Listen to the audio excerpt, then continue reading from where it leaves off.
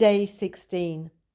The army reported that this morning it captured a terrorist from among the 1,000 or more who entered Israel on the 7th of October, who was found trying to return to Gaza. 212 hostages taken on that day are now known to be in Gaza, and the figure could still expand. Some 1,400 people were killed that day.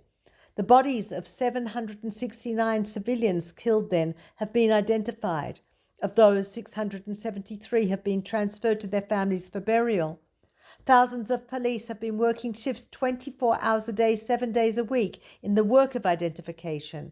Many of the bodies have been burnt, mutilated or destroyed, making identification extremely challenging. At least 21 children in 13 families have been left with no parents after the October 7th rampage. One of those is a 4-year-old girl held hostage in Gaza.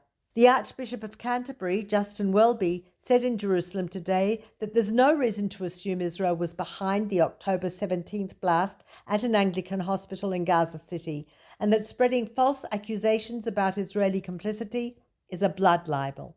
The IDF carried out an airstrike on a mosque in Jenin overnight, destroying an underground installation of Hamas where an attack on Israel was being prepared.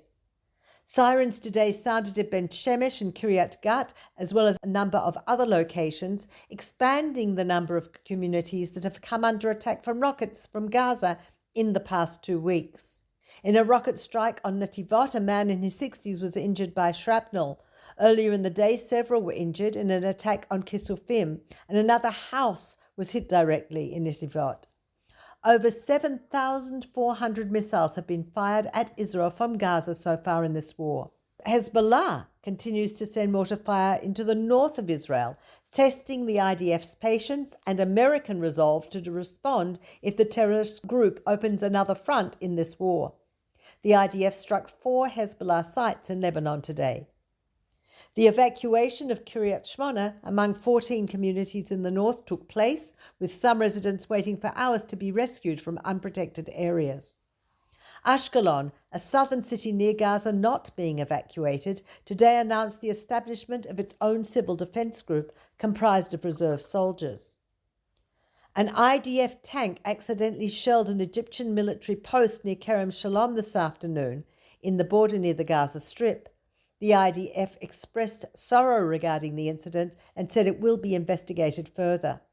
The war's impact on the economy is becoming more pronounced. The Fox chain announced that it was going to release 50% of its workforce to 30 days leave without pay, and the damage to agriculture is inestimable.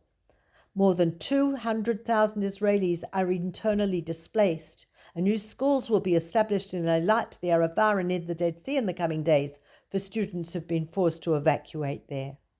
This is Peter Jones-Pellach reporting for NCJWA Australia.